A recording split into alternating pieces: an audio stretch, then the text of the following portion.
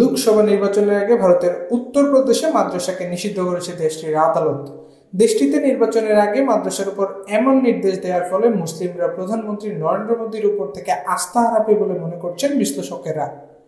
সোমবার 22শে মার্চ আদালতের রায়ে জানা যায়, উত্তরপ্রদেশে মাদ্রাসা শিক্ষা পর্ষদ আইন 2024 সম্পূর্ণ অসাংবিধানিক এবং ধর্মনিরপেক্ষতার বিরুদ্ধে যায়। এজন্য মাদ্রাসা শিক্ষার্থীদের অন্য স্কুলে স্থানান্তর করার নির্দেশনা দেওয়া হয়েছে। খবর রয়টার্সের। রাজ্যের মাদ্রাসা বোর্ডের প্রধান ইফতেখার আহমেদ জাভেদ বলেন, এলাহাবাদ হাইকোর্টে এই রায় মাদ্রাসার 27 লাখ শিক্ষার্থী, 10,000 শিক্ষক এবং 25,000 মাদ্রাসার হুমকির মুখে পড়বে, কারণ এখানে 24 কোটি জনসংখ্যার 1/5 মুসলিম রয়েছে। উত্তরপ্রদেশ মাদ্রাসা শিক্ষা পর্ষদ আইন সংক্রান্ত বিষয়ে হাইকোর্টে একটি রিট পিটিশন দাখিল করেছিলেন অংশুমান সিং রাথোর নামের এক আইনজীবী। এই আইনটি যাতে বাতিল করে দেওয়া হয় সে বিষয়ে আবেদন করতে আদালতের দ্বারস্থ হয়েছিলেন তিনি। মাদ্রাসা বোর্ড সংক্রান্ত এই মামলাটি চলছিল এলাহাবাদের হাইকোর্টে বিচারপতি বিবেক চৌধুরী এবং বিচারপতি সুভাষ বিদ্যার্থী ডিভিশন বেঞ্চে।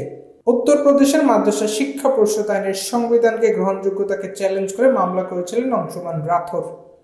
কেন্দ্র ও রাজ্য উভয় পক্ষই মাদ্রাসা শিক্ষা ব্যবস্থা পরিচালনার ভার কোন মুসলিমদের হাতে রয়েছে তা নিয়ে প্রশ্ন তুলেছিলেন মামলাকারী।